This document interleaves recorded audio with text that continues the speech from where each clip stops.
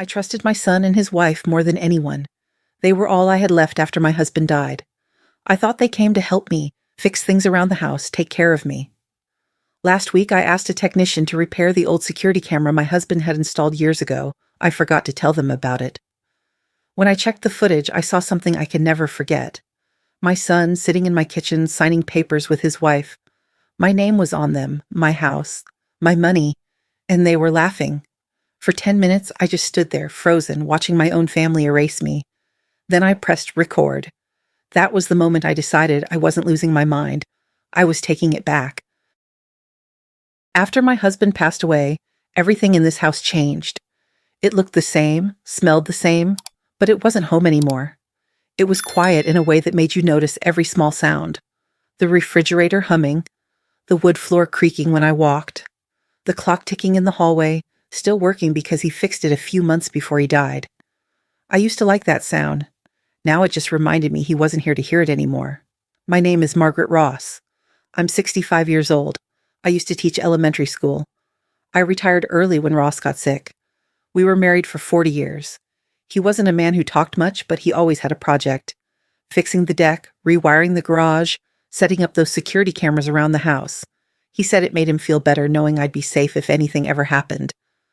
After the funeral, I stopped caring about all of that. The cameras stopped working one by one, and I didn't bother to fix them. They gathered dust. For a long time, I thought maybe I preferred it that way. I didn't want anyone watching me. I didn't want reminders of the life we had before. I just wanted quiet. The house sits by Mirror Lake, a small place surrounded by tall pine trees. In the mornings, mist floats on the water, and the sunlight comes in pale and soft. It's the kind of view people say they would love to wake up to. But when you live in it alone, it starts to feel like a painting you can't leave. You just stand there looking at it day after day, and nothing changes except you. My daughter Laura started coming more often after Ross passed.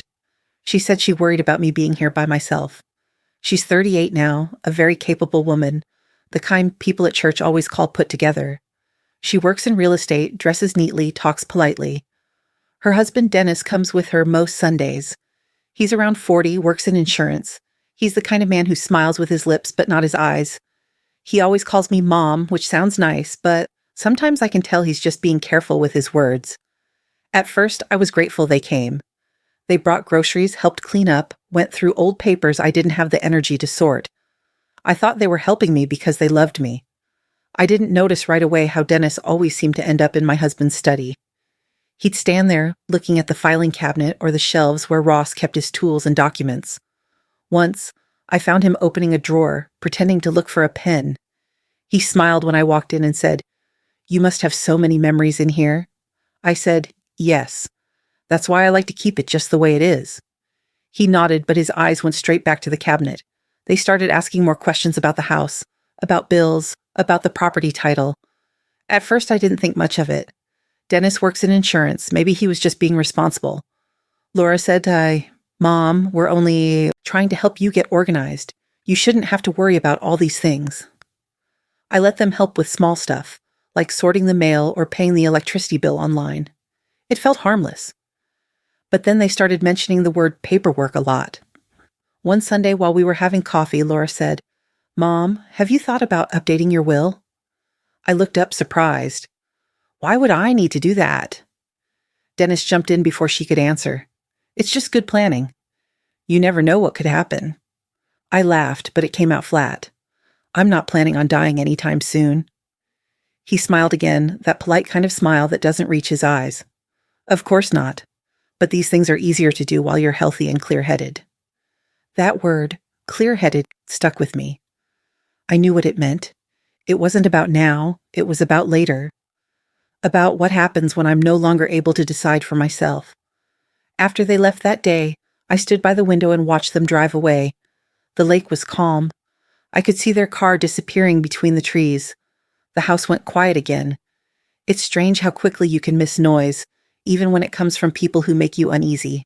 That night, I sat in Ross's study. The air smelled faintly of wood and old paper. I ran my fingers over the desk where he used to sit. On the corner was the old control box for the cameras. 4 small red lights that used to glow when the system was on. Now they were dark. For some reason, I couldn't stop looking at them. I remembered how he used to check the cameras before bed.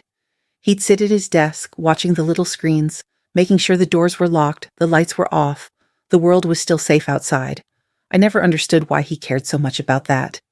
Now, I wished I had asked him more about how it worked.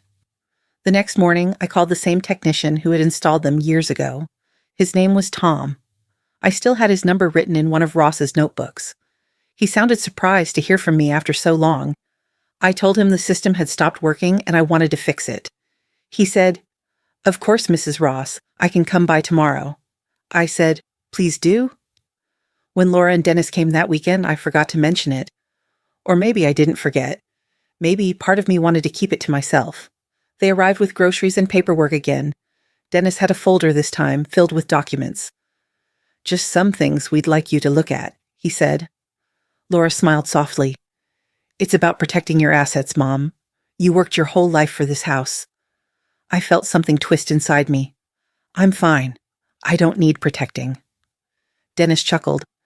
"Everyone needs protecting, even the smart ones." He said it kindly, but there was something behind the words that made my skin prickle. After they left, I walked through each room slower than usual. The living room, the kitchen, the hall. I stopped in front of one of the cameras Ross had mounted above the doorway.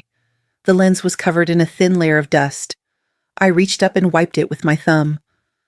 The next afternoon, Tom came to repair the system. He worked quietly, checking cables, replacing the small box under the desk. I made him tea and watched from the doorway. When he finished, he smiled and said, "All done, Mrs. Ross. The system's working perfectly again. You can access everything from this app here on your phone."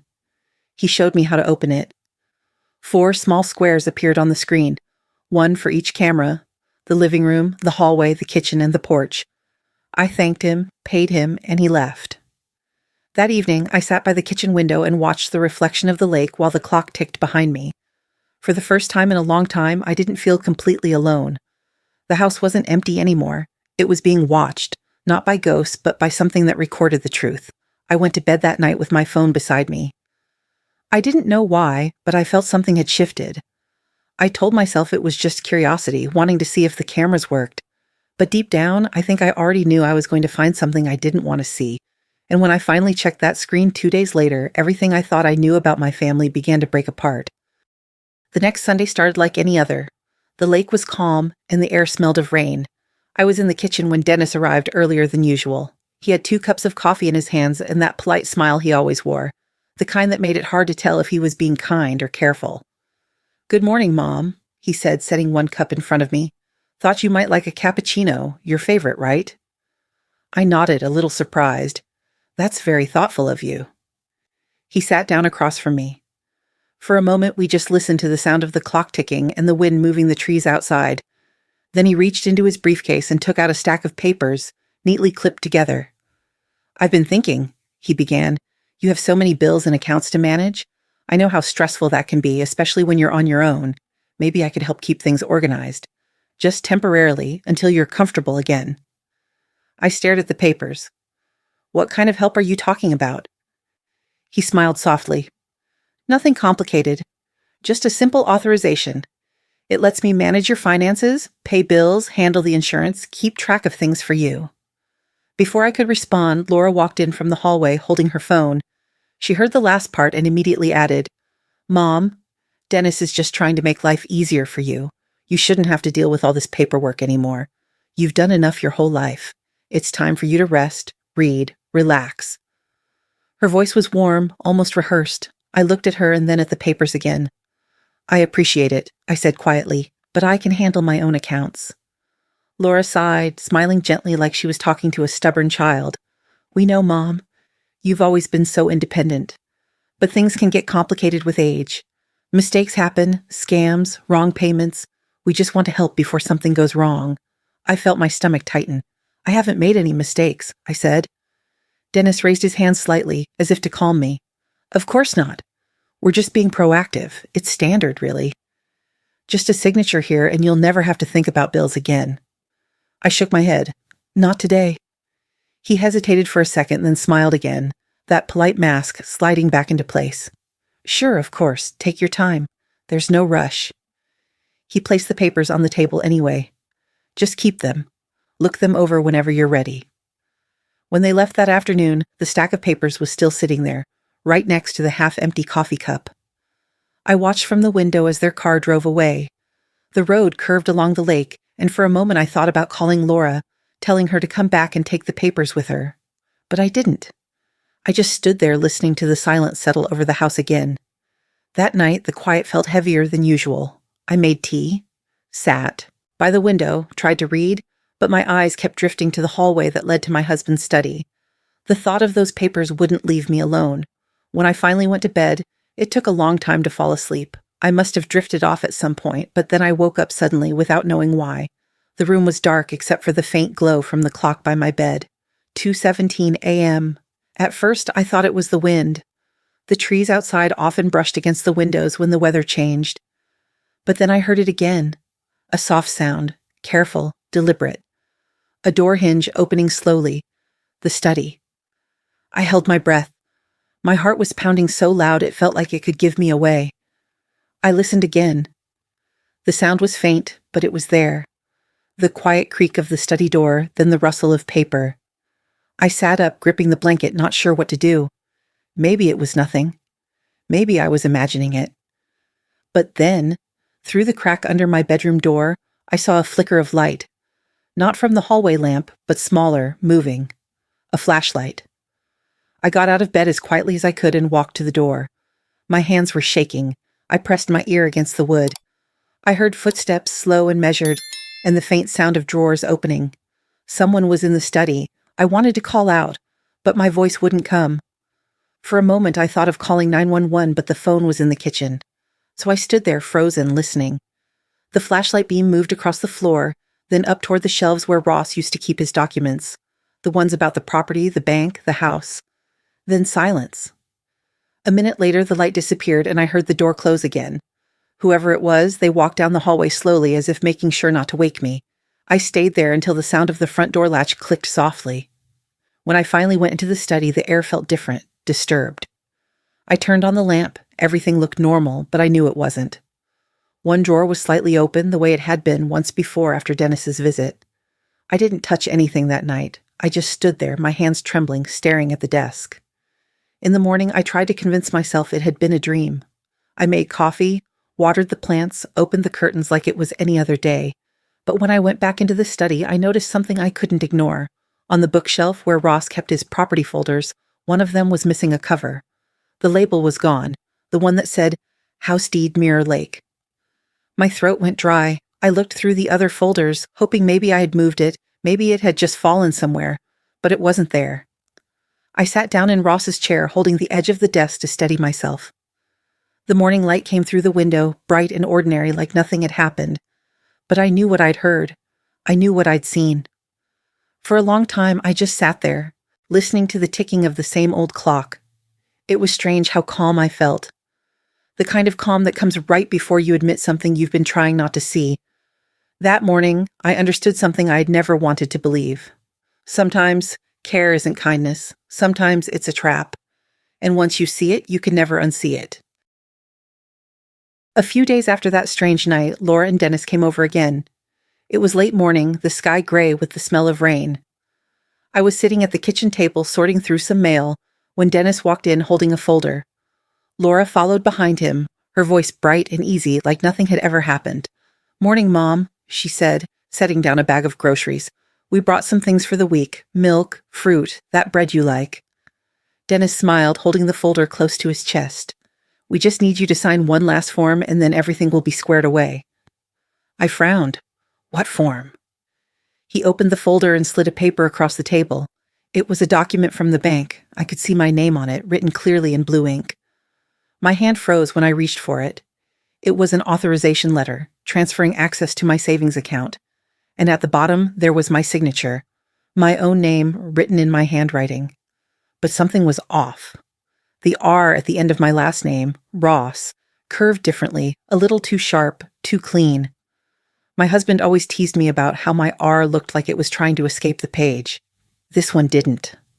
"I didn't sign this," I said quietly. Laura's voice softened, almost patronizing. "Mom, yes you did. Remember last week? We went over this together." I looked at her. No, we didn't. Dennis leaned forward, resting his elbows on the table. You did, Margaret. We wouldn't bring it otherwise. It was that Friday when you said you were tired and wanted to get it done quickly. I shook my head, the paper trembling in my hands. I don't remember that. He smiled, patient but firm. You've been under a lot of stress. Sometimes memory plays tricks when you're tired. My pulse quickened. I may forget small things, Dennis, but I don't forget signing papers about my money. Laura reached for my hand. Mom, it's okay. We're not hiding anything. You asked us to help because you didn't want to deal with it anymore. Remember? Her tone was calm, soothing, but it made me feel small, like a child being corrected gently. No, I said. That's not how it happened. Dennis sighed softly, then pulled out his phone. You know what? Let me just confirm it with the bank so you can stop worrying. He dialed a number, put the call on speaker, and waited. A woman's voice answered, the kind of professional tone people use when they know they're being overheard. Hi, this is Carol from Lane County Bank, she said. Hi, Carol, it's Dennis Carter, he replied smoothly. Just calling to confirm the authorization we processed for Mrs. Margaret Ross last Friday. She's a little unsure if everything went through. I could hear the sound of papers flipping on the other end. Then the woman said, Yes, we have the file here. Authorization form, signed and verified. Dennis smiled at me. There, you see? Everything's in order. My mouth went dry. I wanted to argue, to ask her how she verified it, but my voice wouldn't come out. The woman kept talking, but I barely heard her. All I could see was my name on that paper, my signature, and the way the R looked too perfect. When the call ended, Dennis said, You really shouldn't worry, Mom. It's all routine. We're just making sure your finances are safe. Laura nodded. You've done so much for us. Let us take care of you for once. I didn't respond. I just sat there, staring at the paper, wondering if maybe I had signed it. Maybe I'd forgotten. The thought scared me. After they left, I put the document in a drawer and tried to distract myself. I made tea, turned on the TV, even called my neighbor Emma just to talk about the weather. But every time I looked at my hands, I saw that signature. That night, I couldn't sleep. I kept replaying the conversation in my head, the tone of their voices, the calm certainty they had. It was like arguing with two people who shared the same script. No matter what I said, they had an answer ready. Around midnight, I got up and walked through the house. The floors creaked under my feet. The air felt heavy.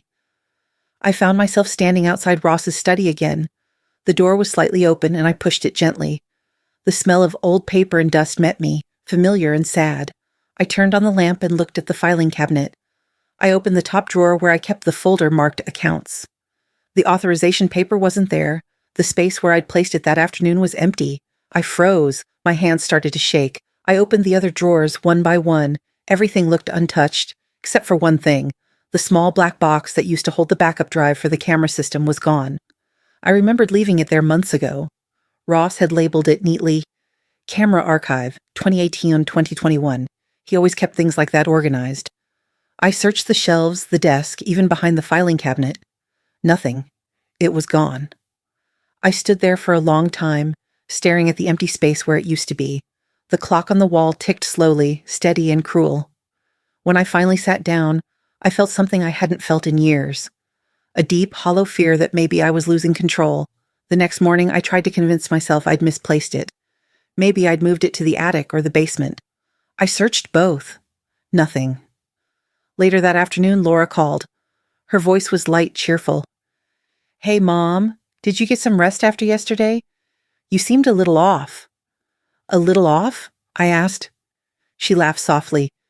You seem distracted, that's all. Maybe you need to get your memory checked, just to be sure everything's fine. My grip tightened on the phone. My memory is fine. Of course it is, she said quickly, her tone turning sweet again. I'm just saying it might help to talk to someone. You've been through a lot. We hung up and I sat there staring at the quiet phone. For the first time, I wasn't sure what scared me more, the idea that they were lying to me or the possibility that they weren't. That night, I sat in the dark living room, listening to the sound of the lake through the open window. The house felt smaller, like the walls had moved in closer. When everyone around you tells you you're wrong, when they say you're confused, when they smile while they do it, you start to wonder if maybe they're right. I remember whispering to myself in the dark, I know what I saw. I know what I didn't sign. But even as I said it, I wasn't sure anymore. I went to the bank on Monday morning. I hadn't planned to, but I couldn't stop thinking about that paper and the missing hard drive. I wanted to see for myself if any of it was real or if I had imagined it. The woman at the front desk recognized me. "Good morning, Mrs. Ross," she said kindly. "What can we do for you today?" I told her I wanted to check my retirement account. She smiled, typing my name into the computer. Her fingers stopped after a few seconds and her smile faded slightly. "Would you like to speak with someone in private?" she asked. That's when I knew something was wrong. She led me to a small office in the back. Another woman came in, older, polite, careful. She sat down across from me, folded her hands and said, "Mrs. Ross, I see that your retirement account was recently updated." "Updated how?" I asked. She glanced at the screen, then at me. "It appears a co-signer was added last week, a Mr. Dennis Carter." For a moment, I couldn't breathe. "That can't be right," I said. "I didn't add anyone." She hesitated.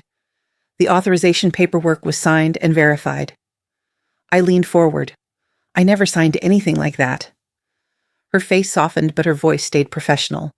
"Mrs. Ross, I understand how upsetting this is, but the documents we have on file include your signature. I'm afraid I can't disclose further details without proper clearance. It's all under the existing agreement." I stared at her. "But I am the agreement," I said, my voice cracking. "It's my money." She looked down. "I'm sorry, ma'am. There's nothing I can do." When I left the bank, my hands were trembling. I stood outside on the sidewalk, the wind cold against my face.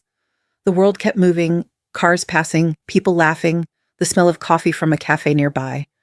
Everything looked normal, but I felt like I had stepped out of a reality. I walked to the police station next. The officer behind the desk was young, maybe 30, with kind eyes that didn't quite meet mine. I told him everything, the fake signature, the missing files, the midnight noise. He nodded, typing on a computer while I talked. When I finished, he gave me a small, tired smile. "Mrs. Ross, it sounds like a family matter. Maybe try talking to your son again before we get involved." "So that's it?" I asked. "You're not going to do anything?" He sighed. "We can make a note in the file, just in case something escalates. But legally, if your name's on the papers and he's family, there's not much we can do unless there's evidence of forgery." Evidence. The word stung. The hard drive was gone. The papers were gone. The only thing left was my memory, and everyone was already questioning that. When I got home that afternoon, Dennis's car was parked in the driveway. I walked in, and he was in the kitchen, drinking coffee like it was his house. He smiled when he saw me. "Mom," he said warmly, "Laura told me you went to the bank. You should have let me come with you. It must have been confusing." "It wasn't confusing," I said, my voice shaking. "I wanted answers." He leaned on the counter, calm, unbothered. "I know. You're worried, and I understand. But everything's fine. We just linked the accounts so we can manage things together. It's safer this way." "I didn't agree to that," I said. He smiled again. "You did, Mom." "You just don't remember? That's okay. That's why I'm here, to help." He walked closer, put a hand on my shoulder like he was comforting me. "You've been through a lot. You don't have to do this alone. Don't make it harder than it has to be." His hand felt heavy.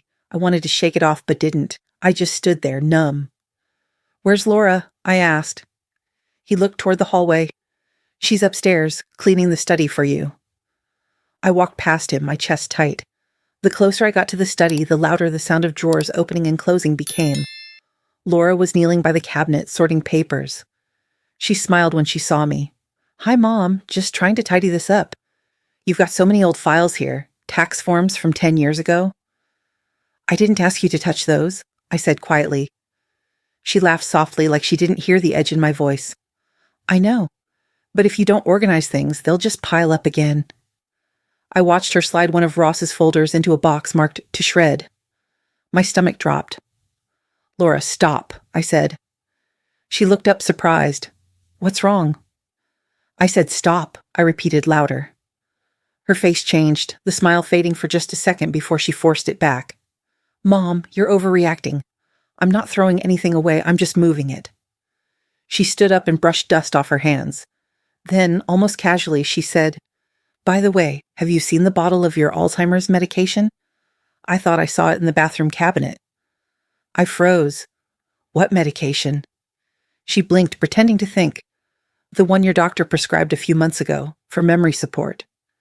I don't take Alzheimer's medication, I said sharply. Oh, she said, smiling again, her tone light. Maybe I'm remembering wrong. Then she laughed. It wasn't loud, but it echoed through the room in a way that made the air colder. That laugh followed me all the way down the hall, into the living room, even when I shut the door. It wasn't cruel on the surface. It was light, gentle, almost affectionate. But underneath it was something else. Something final. I stood there, gripping the edge of the table, breathing hard. I didn't cry. I didn't scream. I just stood still, listening to the sound of her footsteps fade upstairs. I looked at the camera in the corner of the ceiling, the one I had turned back on only a few days ago. The little red light was glowing again. For the first time, I felt something close to relief. They could erase papers, they could move money, they could twist my words and make me doubt myself, but they couldn't lie to that camera, not forever. Laura moved in the following week. She said she wanted to take care of me, that it would be easier for everyone if she stayed for a while. She called it temporary, but I knew what that word meant. Temporary was how things began before they turned permanent. She brought 2 suitcases, her laptop, and boxes of vitamins she said I needed to take. The first morning, she went through the kitchen drawers and reorganized everything.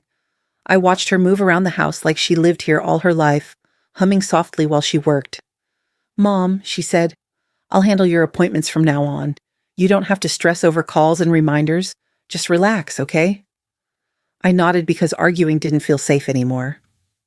That same afternoon, I tried to call Emma, my neighbor, the only person I still trusted, but my phone didn't recognize the password. I tried again, slower this time. Wrong code. I looked up confused and found Laura standing in the doorway. "Oh, I updated it for you," she said casually. "You had such an easy passcode, anyone could have guessed it." "Then what's the new one?" I asked. She smiled. "Don't worry, I'll save it for you. You don't need to remember."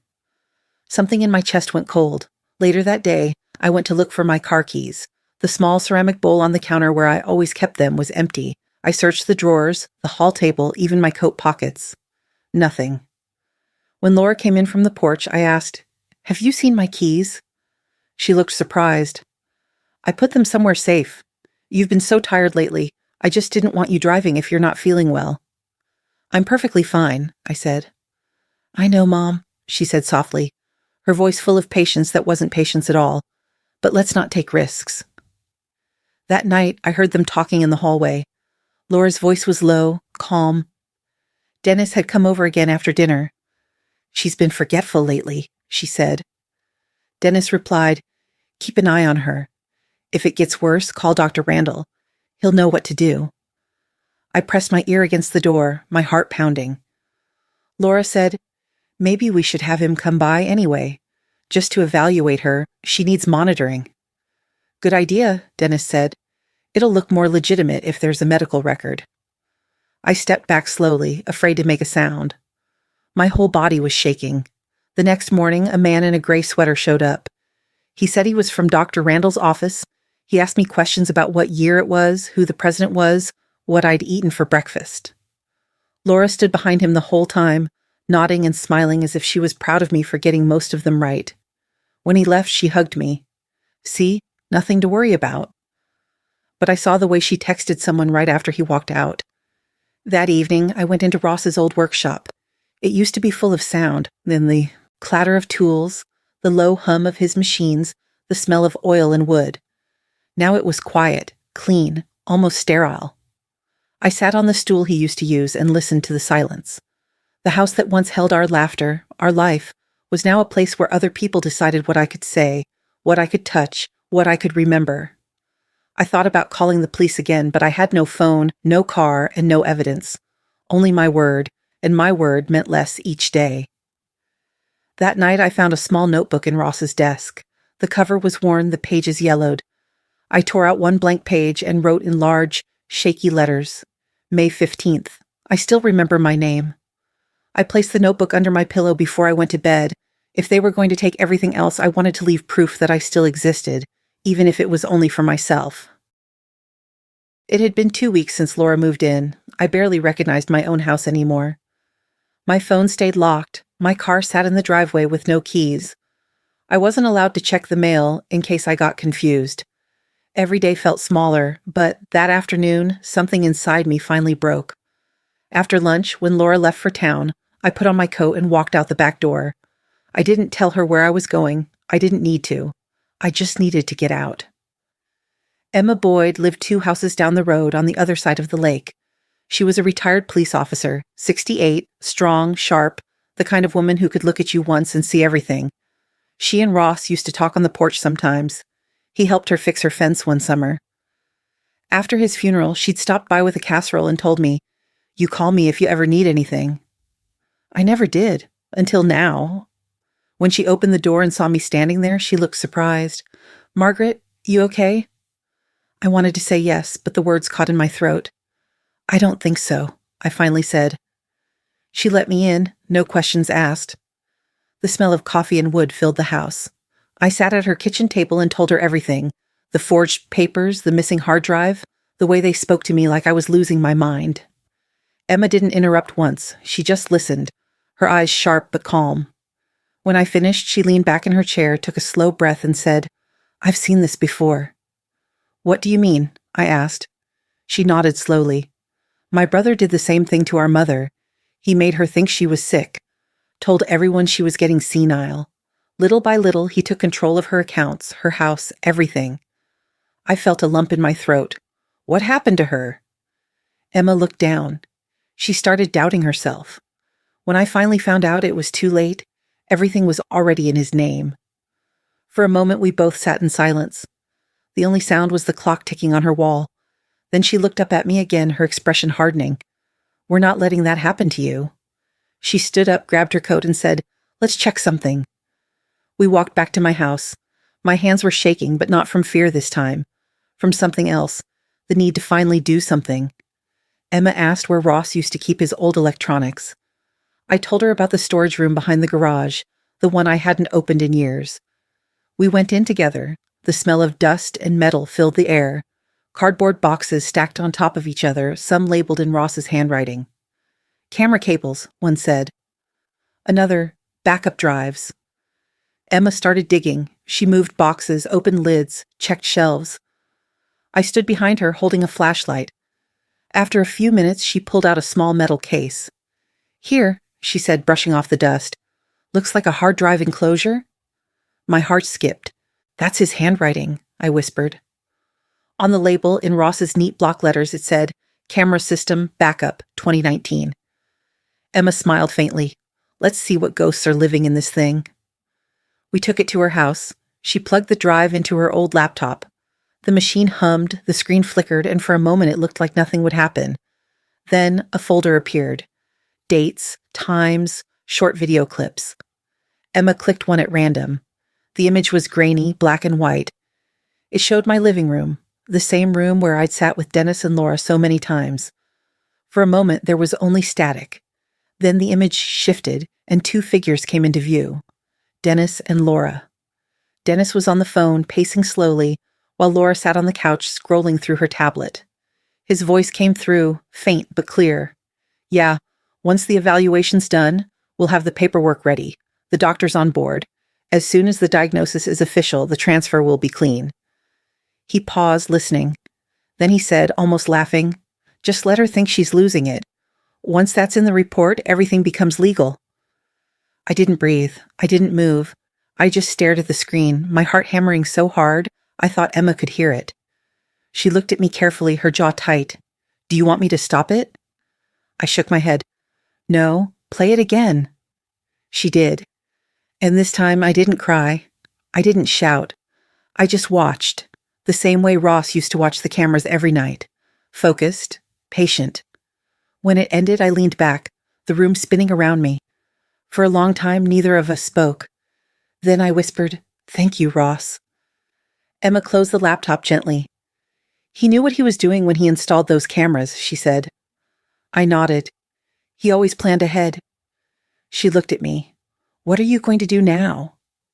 I stared at the screen, where the last frozen frame showed Dennis's face, still mid-sentence. I'm not sure yet. But I'm done letting them decide what's real. Emma smiled slightly, but her eyes were serious. Don't confront them. Not yet. Let them keep thinking you're confused.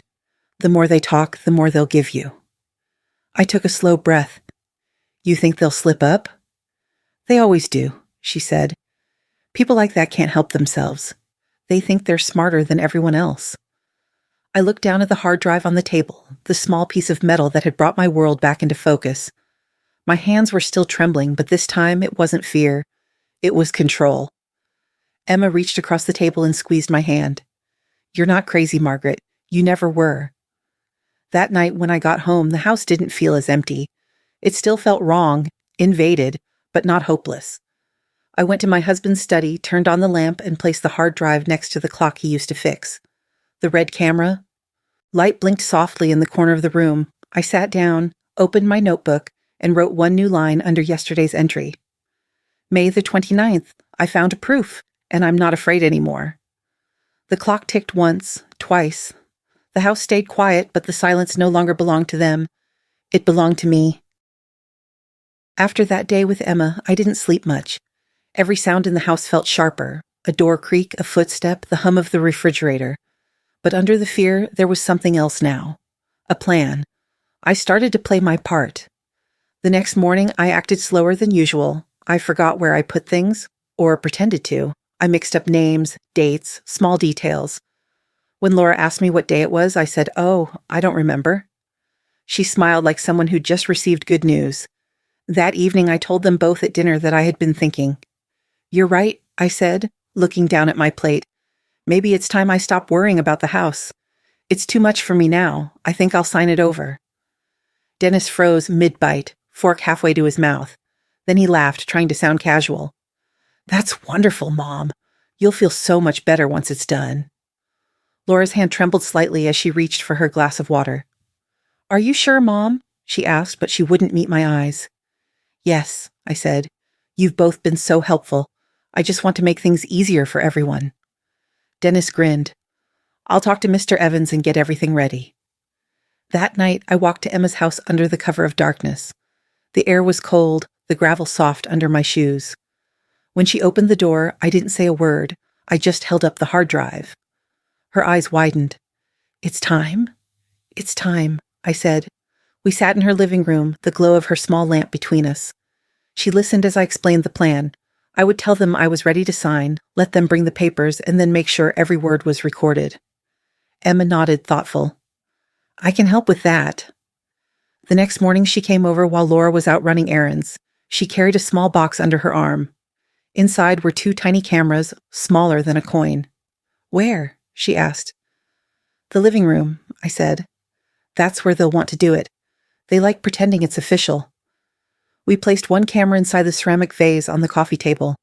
The other went inside the clock Ross had fixed years ago. When we tested them, the images were crystal clear. Emma looked at me before she left. "Remember, don't provoke them. Just keep calm and let them talk." "I will," I said.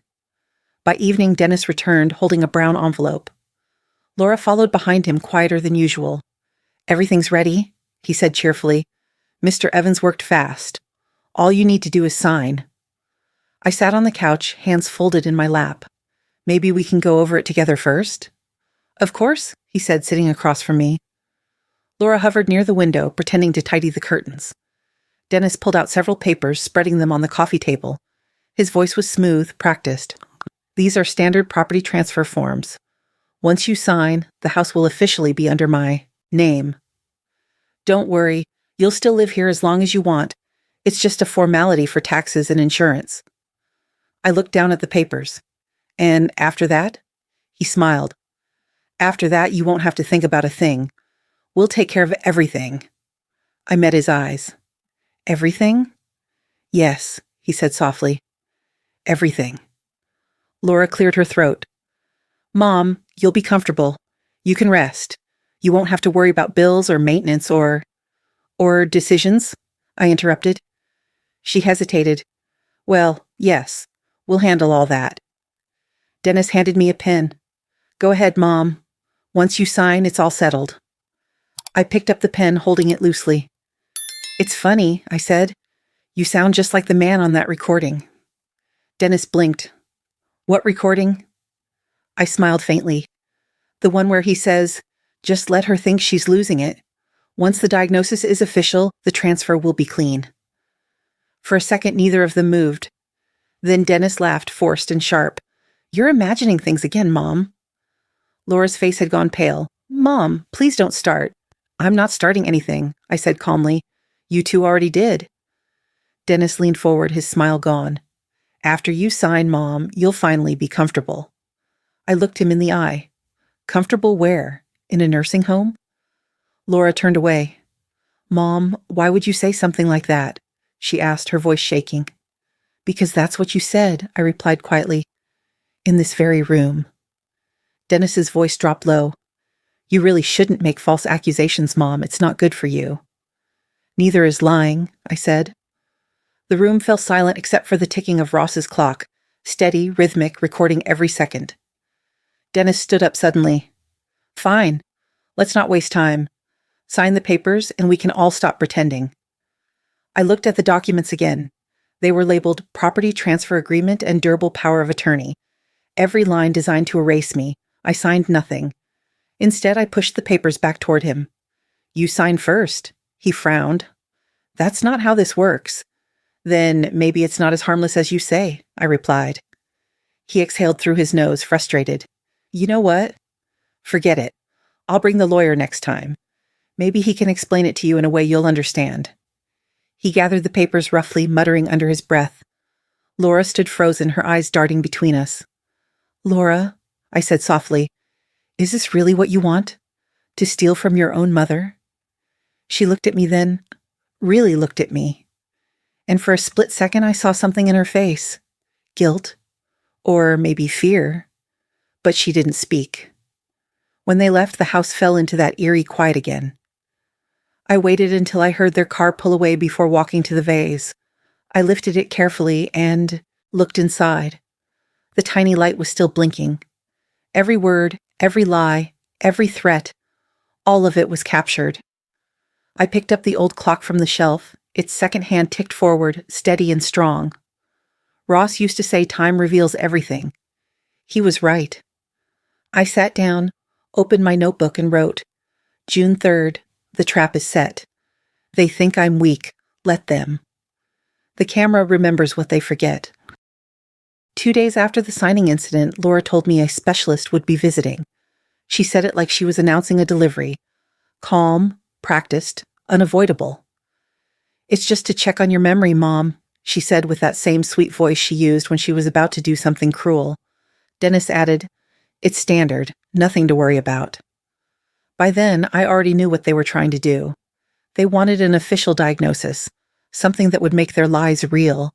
Still, I didn't resist. I was too tired to fight, and Emma had told me to let them hang themselves. The doctor arrived in the afternoon, a thin man in a gray suit with a kind smile that didn't reach his eyes. He introduced himself as Dr. Randall. Laura brought him tea. Dennis hovered by the doorway. Mrs. Ross, the doctor began, sitting across from me. Your children tell me you've been having trouble remembering things. Is that true? I looked straight at him. No, I remember everything that matters. He nodded politely, as if I'd just confirmed his suspicion.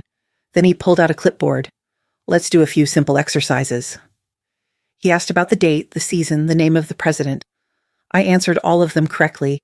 He smiled and said, Very good. Then he asked, Can you repeat this sequence of words? Apple, table, penny. I did.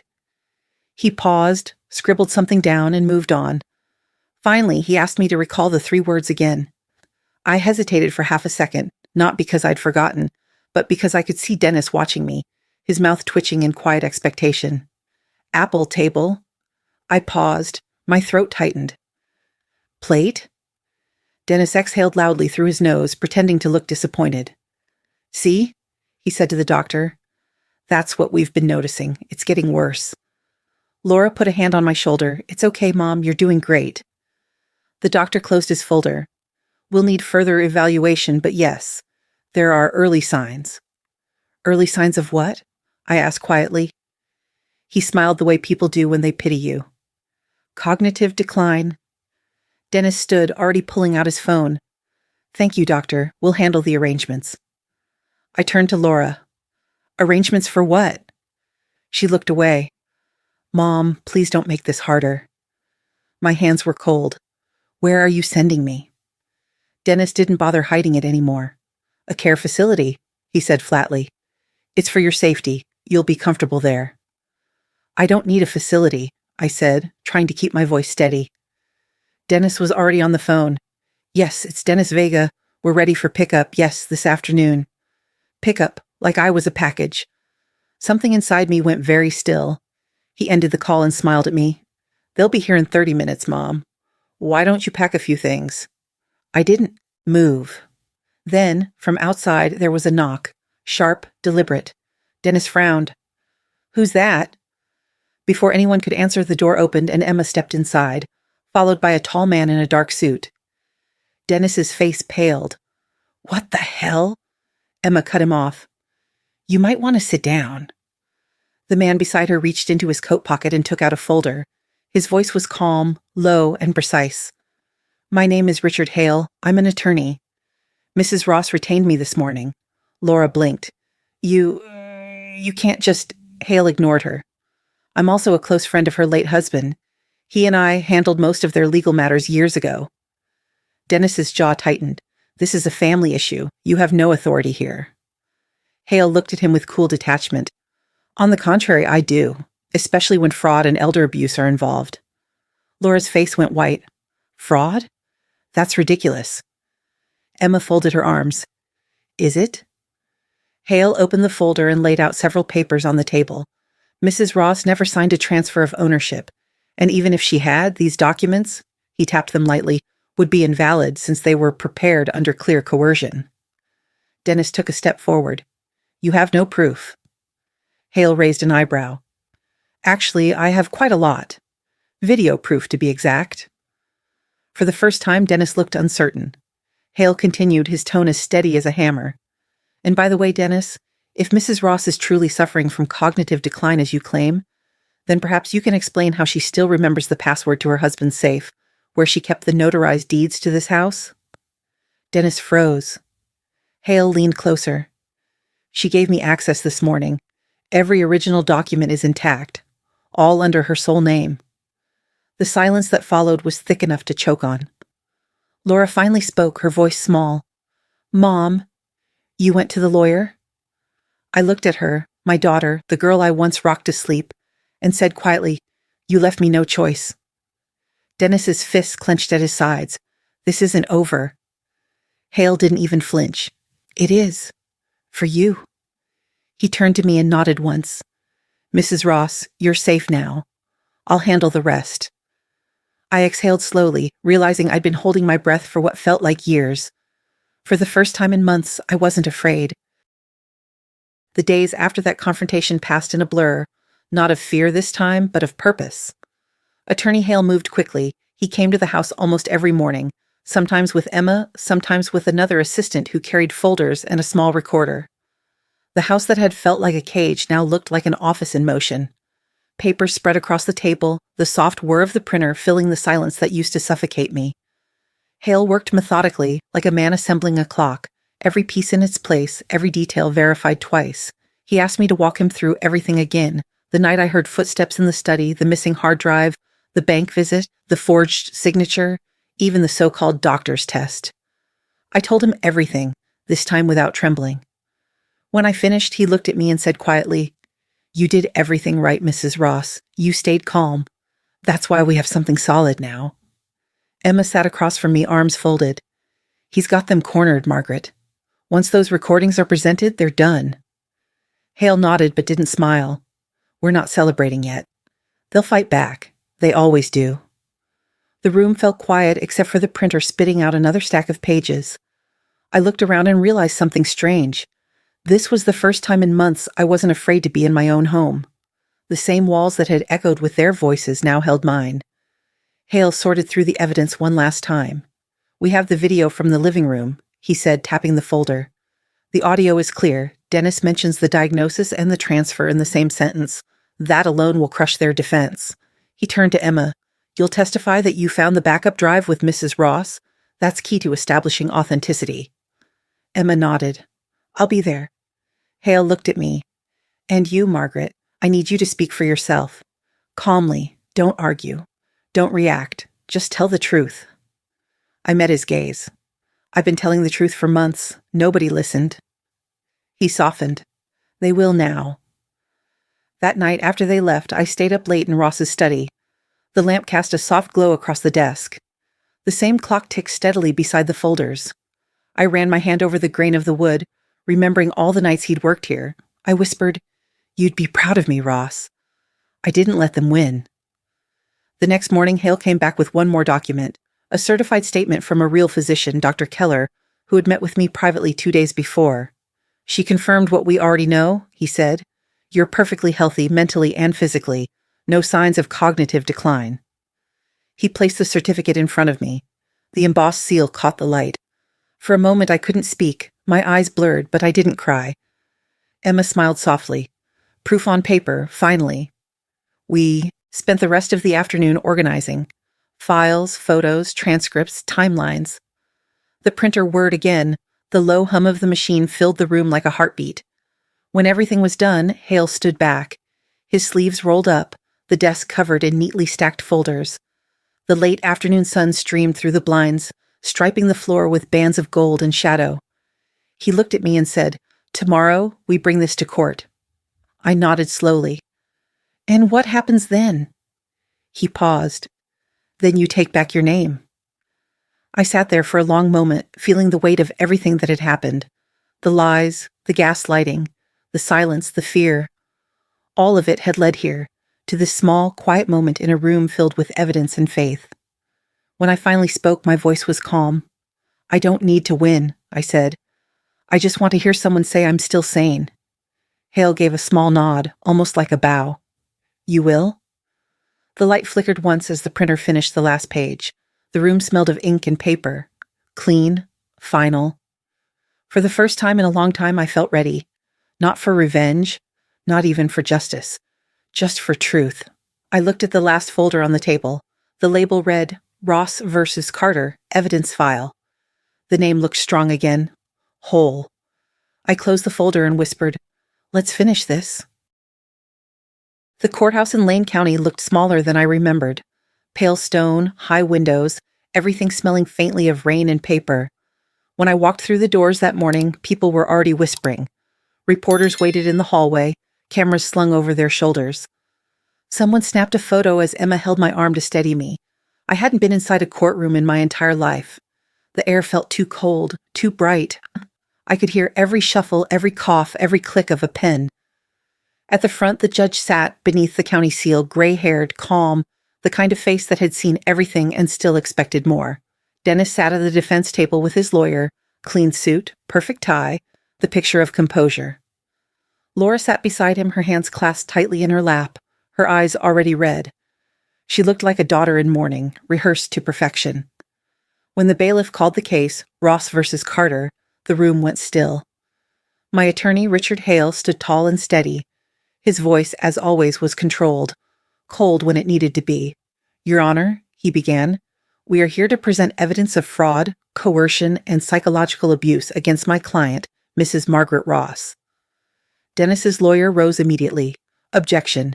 These are serious allegations, and my client is a devoted son-in-law who has done nothing but care for Mrs. Ross in her declining state." "Declining state," Hale repeated, his tone flat. "We'll come back to that." The judge nodded. "Proceed." Dennis's side went first. They wanted to look clean, confident, to set the stage before we could speak. His lawyer painted a portrait of me as a fragile old woman who couldn't keep track of her bills, her keys, or her own mind. They presented what they called a medical report from Dr. Randall, diagnosing early-stage Alzheimer's disease. The paper looked official, the seal, the signature, the printed letterhead. I watched them spread it across the table like a trophy. Dennis lowered his head, pretending to wipe away a tear. "I only wanted to help her," he said softly. "She's been confused, frightened. We were trying to protect her from herself." Laura sniffed beside him, a tissue shaking in her hand. "It was a performance. Perfect, rehearsed, almost beautiful in its cruelty. When it was our turn, Hale stood again. His voice didn't rise. It didn't need to. Your Honor, this so-called report is fabricated, he said, holding up the document. Dr. Randall was never licensed to diagnose Alzheimer's in this state. His practice was suspended 2 years ago. The signature here is falsified. Our forensic analyst will testify to that. A ripple went through the courtroom. The judge raised an eyebrow. Dennis's lawyer started to object, but Hale wasn't done. He turned slightly, gesturing toward me. Mrs. Ross would like to make a statement. I stood slowly. My hands trembled, but not from fear, from something deeper. The moment I had been waiting for.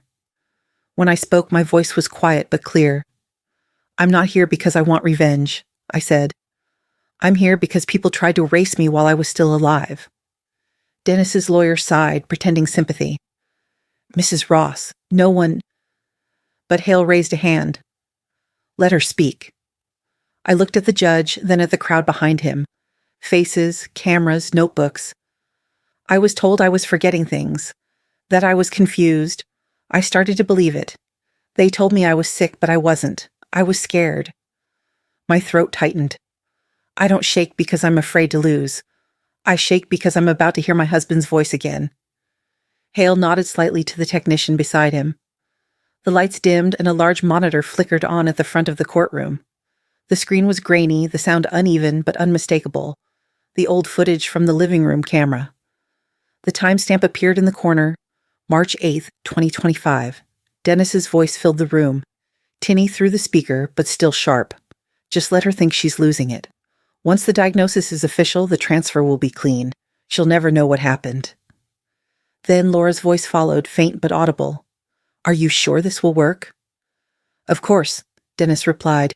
By the time she realizes, the house will be mine. The static crackled once and then silence. The whole room froze.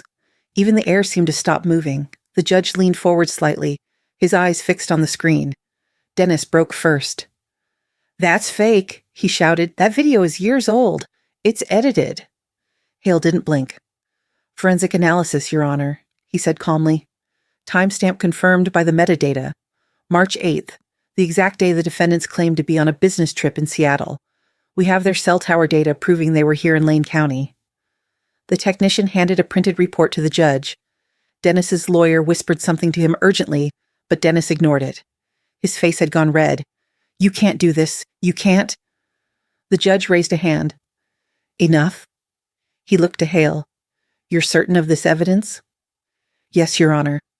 Verified and authenticated by state-certified digital forensics. The judge nodded once, slowly. Then he turned to Dennis. Mr. Carter, he said, his voice cold and precise, you are under investigation for fraud, coercion, and attempted misappropriation of property. Bailiff, take him into custody, pending formal charges. The sound of the gavel hitting the desk echoed like thunder. Dennis's face twisted. Anger, disbelief, something feral behind his eyes. He tried to speak, but 2 officers were already beside him. His words drowned under the clink of handcuffs. Laura collapsed into her chair, sobbing. The tissue fell from her hand and landed on the polished floor. The sound of it hitting, soft, hollow, seemed louder than anything else in the room. I didn't look away. I didn't hate her. I didn't feel triumph, only a strange kind of stillness. Hale turned toward me. His voice was low. It's over, Margaret. I shook my head. No, I said quietly. It's only over when they stop calling me crazy. He gave a faint smile. Then you've already won. The judge cleared his throat, reading from his notes, his tone steady but not unkind. The court acknowledges Mrs. Ross as the sole and legal owner of her property. All documents pertaining to transfers are void. A murmur spread through the gallery, reporters writing fast, cameras flashing again. I stood there, the light from the window falling across my hands. I thought of Ross, sitting in this same town years ago, building cameras to protect me. He had seen something coming that I couldn't. In my mind, I could hear his voice, low, patient, certain. Always tell the truth, even if no one's listening yet. The courtroom began to empty. Reporters crowded Hale with questions. Emma came to my side, her hand warm on mine. Are you okay? She whispered. I nodded. I'm fine. Outside, the sky was pale blue. The wind off Mirror Lake was cold, sharp, alive. As I stepped out into the sunlight, I felt something I hadn't felt in months. Not victory, not relief, but freedom. And in my head, one thought repeated, quiet but strong. I didn't win because I was young. I won because I remembered. The next morning, the courtroom was quieter. Fewer cameras, fewer whispers. The chaos of yesterday had settled into something heavier, the weight of truth. Dennis sat in the defendant's chair, wrists bound, his eyes darting between the judge and the floor.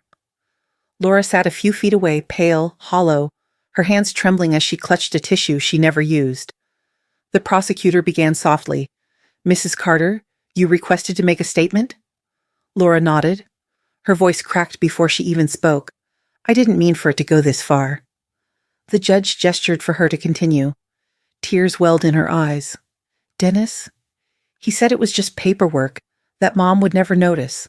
I only signed what he told me to. He said he'd fix our debts, that it was temporary. But then, when he forged her signature, when he called that doctor..." She covered her face, sobbing. "He made me do it. I knew it was wrong. I just didn't know how to stop." The room was silent except for the faint clicking of reporters' keyboards. Dennis finally lifted his head. "That's not true," he said sharply. "She was in on it. She wanted the money as much as I did." The prosecutor didn't even look at him. "We've already obtained financial records," he said. "Mr. Carter's personal account shows multiple transfers from Mrs. Ross's fund, totaling over $80,000, all unauthorized." Dennis's mouth opened, but no sound came out. Hale stood beside me, calm as ever. "That should be enough for the court to proceed with criminal charges, Your Honor." The judge nodded slowly. His gavel struck once, a clean final sound. "Dennis Carter, you are hereby remanded to county custody pending further investigation into charges of fraud and coercion." Two officers approached. The clinking of the cuffs this time sounded softer, almost merciful. Laura's sobs filled the room as Dennis was led away. She didn't look at me. I didn't reach out to her. There was nothing left to say. When it was over, I stepped outside. The sky was clear, pale blue, just like the morning Ross used to take me walking by Mirror Lake. The air smelled of pine and sunlight. For the first time in what felt like years, I breathed deeply and felt it reach my chest. Emma was waiting by the steps. She placed a hand gently on my shoulder. "Justice doesn't need to be loud," she said quietly. "It just needs to be real." I looked at her and nodded. The warmth of her hand, the light on my face, the open sky, they all felt like proof that I had survived. And this time, I didn't need anyone else to tell me I was sane. I already knew. The verdict came 2 months later.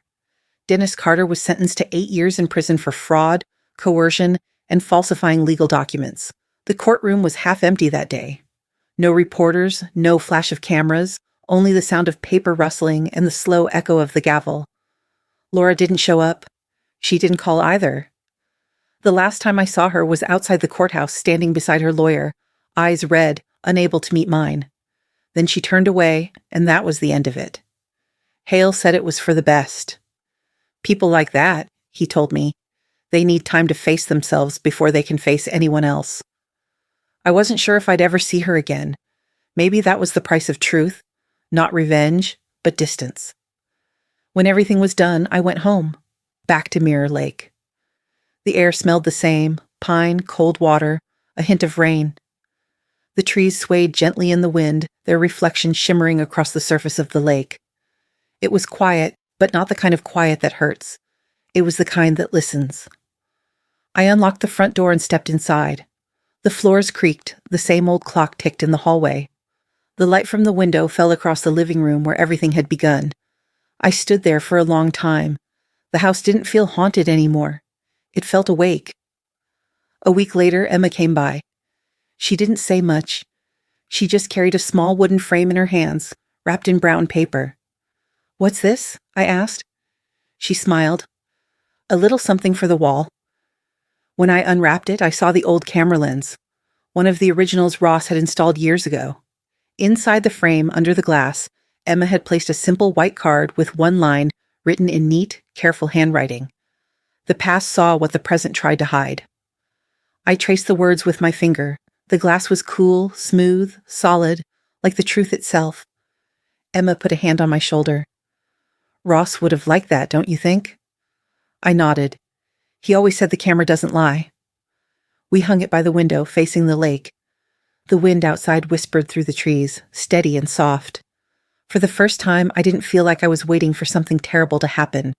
I was simply here, alive, present, unafraid. As the sun dipped below the waterline, the light caught the edge of the frame and the lens inside gleamed. One last flicker, like an eye-opening. I smiled. Welcome home, Ross. 6 months passed before I realized I hadn't felt afraid in weeks. The mornings were quiet again, coffee, a walk by the lake, letters from the lawyer confirming everything was settled. The house finally felt like mine, not a battleground. But peace alone wasn't enough. I couldn't forget what had happened, not just to me, but to so many others like me. People who were told they were forgetful, confused, too old to understand. People whose families spoke softly while taking everything they had worked for. So, I started something small, something Ross would have approved of. I called it the Elder Truth Fund. It began with a single donation from the settlement money, then grew when others heard my story. The goal was simple: help seniors recognize financial abuse and find legal support before it's too late. Every Friday we met in the library in town, a quiet place with old books and the smell of dust and coffee. We didn't have fancy presentations or big speeches, just a circle of chairs and people who needed to be heard. At first, only 3 came, then 5, then a dozen. Men and women in their 70s, 80s, each one with a story that sounded too familiar. A woman with trembling hands talked about her son convincing her to share her savings. A retired nurse said her nephew had her sign a loan she didn't understand. Another man simply said, "My daughter stopped calling when I refused to sell the house." I didn't interrupt anyone. I just listened. The way no one had listened to me when I first tried to speak. One afternoon, near the end of a meeting, an older man with a white beard raised his hand.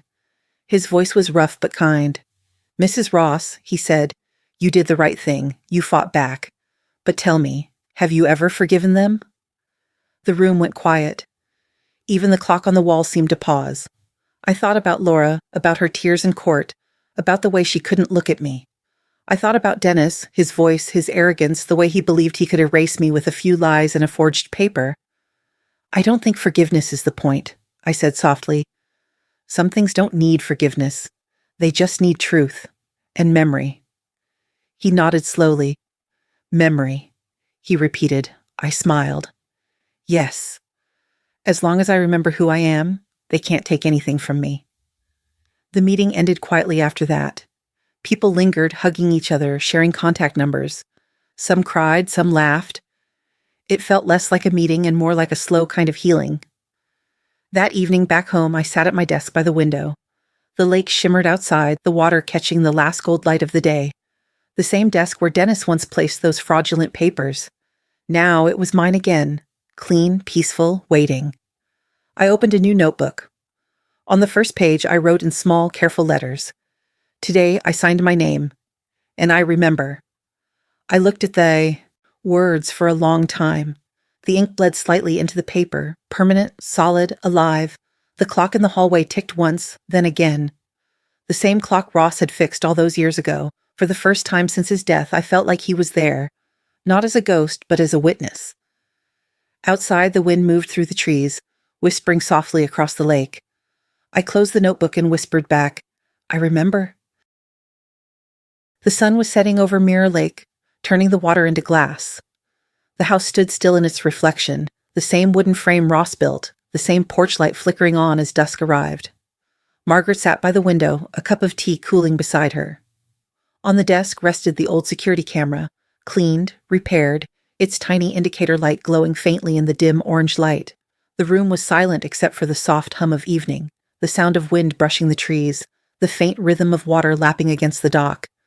She lifted the camera gently, her fingers tracing the metal casing, the small scratches along its edge.